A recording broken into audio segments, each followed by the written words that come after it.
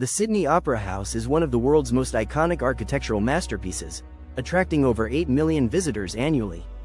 However, the project's execution was plagued by significant challenges, including a 14-year timeline and a 1,357% budget overrun compared to the original plan. This case study offers valuable lessons on the consequences of poor project management, including inadequate planning, scope management, and stakeholder coordination in complex construction projects. I'll dive into the key factors that contributed to these failures and the important takeaways for effective project management. The Sydney Opera House design competition was initiated in 1955 by the New South Wales government to create a dedicated performing arts venue.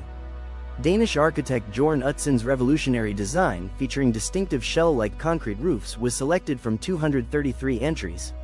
The selection committee was captivated by Utzon's visionary sketches, but they were skeptical it could actually be built. Construction began in March 1959 before the design was fully completed, forcing the project team to work with incomplete drawings and specifications. This early start, despite incomplete planning, led to fundamental deficiencies that would plague the project throughout its construction. The slide outlines 3 fundamental planning failures that plagued this project. Undefined constraints. The competition provided no clear indications of time or cost constraints, allowing architects complete creative freedom without considering practical implementation challenges. Imbalanced objectives. The project's goals were poorly defined, with quality being the primary and virtually unrestricted objective, while time and cost constraints were treated as secondary. Political pressure. The rush to commence construction, driven by political pressure, exemplified poor project initiation practices and created a pattern of simultaneous design and construction. These planning failures created a critical lack of scope definition that cascaded throughout the project lifecycle, with the premature start leading to years of simultaneous design and construction. The initial design for this project consisted of simple diagrams without detailed technical specifications. As the design process continued, there were many changes and revisions made, leading to costly construction delays. The lack of a clearly defined project scope resulted in ongoing modifications and scope creep that impacted the overall delivery timeline. The innovative shell roof design presented unprecedented engineering challenges that had not been properly assessed during the planning phase. The complexity of the shell roof effectively transformed this project into a research and development endeavor, rather than a straightforward construction project. The Sydney Opera House project was originally planned to take 4 years, but ended up taking 14 years to complete a 250% schedule overrun. The initial timeline severely underestimated the complexity of the project. The podium stage took 4 years to complete, instead of the planned timeline. The roof shell stage required years of experimentation before a viable construction method could be established. The interior stage was not completed until 1973, bringing the total construction time to 14 years. The dramatic extension of the timeline was due to the need to solve complex engineering problems in real time during construction. The Sydney Opera House project experienced an extraordinary cost overrun, with the final cost reaching $102 million, a 1,357% increase from the original $7 million budget approved in 1957. The cost per seat in 2014 was $133,000, far exceeding comparable venues. Several factors contributed to the cost overrun, including foundation issues at the construction site requiring specialized and expensive techniques, as well as the innovative construction methods used that had not been properly budgeted for. Despite the significant cost overruns, the Sydney Opera House has become an iconic landmark and a symbol of architectural innovation. The initial geological surveys of the Bennelong Point site suggested a solid sandstone foundation, which informed the early budget estimates and construction planning for the Sydney Opera House project. However, the actual site conditions were quite different. The area consisted of loose alluvial deposits rather than the expected sandstone. This unexpected ground condition was a major challenge, as it required the installation of 701-meter diameter board piles to create a stable foundation. The extensive foundation work needed to address the poor soil conditions represented a significant unplanned expense that contributed to the overall cost overrun for the project. The discovery of the flawed initial site assessment and resulting foundation challenges were the first major setbacks faced by the project team. The Sydney Opera House is renowned for its innovative and challenging construction techniques. The iconic shell roof structure required entirely new engineering approaches that had never been attempted before. Utzon and his engineering partner Ove Arup did not resolve the roof construction methodology until 1961, 2 years after construction had commenced. The final solution involved the use of prefabricated concrete segments weighing up to 10 tons each. This approach required specialized equipment and procedures that had not been included in the original budget or timeline. Each segment had to be positioned with extreme precision to create the smooth curves of the shell structure.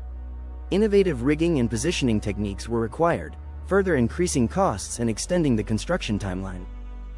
Jørn Utzon, the architect, maintained an isolationist stance, refusing telephone communication and relying on couriers for correspondence.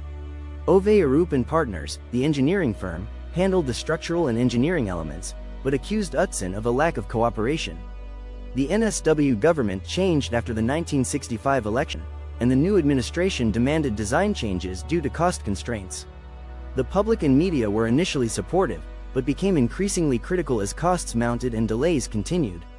The project lacked a designated project manager, with divided authority creating coordination problems and unclear accountability. This communication breakdown created frustrations among team members and delayed critical design decisions, ultimately leading to Utzon's resignation in 1966 when the project was less than 25% complete. The Sydney Opera House project faced significant political challenges and shifting stakeholder dynamics over time. The New South Wales government started as a powerful and urgent stakeholder, but its role evolved as oversight committees and changing political priorities emerged. The public also gained increased importance as stakeholders, as cost overruns generated negative media coverage and political pressure. A major disruption occurred when the incoming administration's demands for design changes led to the resignation of architect Jørn Utzon in 1966. These shifting power dynamics and stakeholder relationships created additional governance and decision-making challenges for this complex project. The project faced significant technical risks due to the innovative shell roof design, which required entirely new engineering techniques that were not properly assessed. Geotechnical risks were also underestimated, leading to unexpected foundation problems that required substantial additional work. Financial risks were poorly managed, as the project relied on limited lottery funding that provided little flexibility for cost overruns, leaving it vulnerable to budgetary pressures. The lack of contingency planning for cost escalation compounded these risk management failures, contributing to political conflicts and stakeholder disputes that plagued the overall project. These risk management deficiencies were a major factor in the challenges faced by the project. The Sydney Opera House project offers valuable lessons for contemporary project management. One key lesson is the importance of comprehensive scope definition, detailed requirements analysis, and stakeholder agreement before the project starts. Another lesson is the need for effective innovation management, balancing innovation with appropriate risk strategies and realistic estimates. Stakeholder engagement is also critical, prioritizing communication planning and relationship management as essential elements. These principles of scope definition, innovation management, and stakeholder engagement are vital for successful project delivery today. The Sydney Opera House is a classic example of a project that succeeded despite significant project management failures. By traditional metrics of time, cost, and scope, the Opera House was a clear failure. It had a 1,357% budget overrun and a 250% schedule overrun. There were also significant scope changes and stakeholder conflicts during the project. However, the Opera House ultimately achieved extraordinary success in terms of architectural innovation, cultural significance, economic impact through tourism, and even UNESCO World Heritage status. This paradox demonstrates that while project management discipline is essential for efficient delivery, visionary leadership can sometimes overcome significant management deficiencies. The Opera House's success, despite its management failures, illustrates the important distinction between project success and project management success, a concept that continues to challenge project managers today. The Sydney Opera House project is a prime example of the catastrophic consequences that can occur when the three key constraints of project management: scope, time, and cost are not properly balanced. The project's scope was poorly defined from the start and continuously expanded, causing the timeline to stretch from 4 years to 14 years, and costs to balloon from $7 million to $102 million. This case demonstrates how initial deficiencies in planning for all three constraints can create a cascading effect of problems that amplify throughout the project lifecycle. Modern project management emphasizes the interdependence of these three constraints. Changes to one will inevitably impact the others. The Opera House project is one of history's most documented project management failures due to this lack of constraint balance. The pie chart on this slide breaks down the relative impact of each constraint on the project's performance, showing that scope, time, and cost were all major factors in the ultimate failure. The Sydney Opera House is an architectural masterpiece and cultural icon, despite its troubled project management history. While the project violated many principles of effective project management, it ultimately produced an extraordinary success. The enduring value of this case study lies not in its failures, but in the lessons it provides for contemporary project management practice. Despite the project management challenges, the Sydney Opera House has made a lasting contribution to human culture and architecture, inspiring millions of visitors each year. This paradox of spectacular project management failure leading to an extraordinary success is what makes the Sydney Opera House story so compelling and valuable for project managers to study.